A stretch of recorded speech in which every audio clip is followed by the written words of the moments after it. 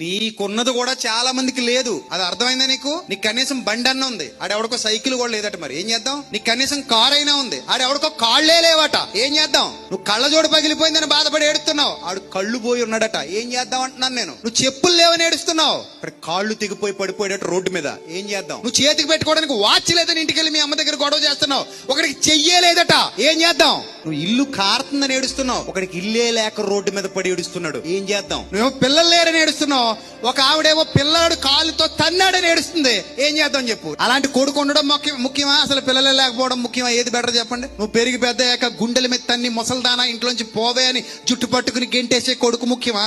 అమ్మో నాకు అలాంటి కొడుకు పుట్టకుండా ఇలా గొడ్రాలుగా ఉండడమే ముఖ్యమా? ఏది బాగుంది? అలాంటి వాళ్ళతో పోల్చుకుంటే నీ జీవితం చాలా బాగున్నట్టు ఆనందించు, సంతోషించు. దేవుడు మన జీవితంలో ఏం చేసినా మనం మంచికే చేస్తాడు. అది మనకు అర్థమై సావదు. ఉన్నదాంతో సంతృప్తి పడడం నేర్చు.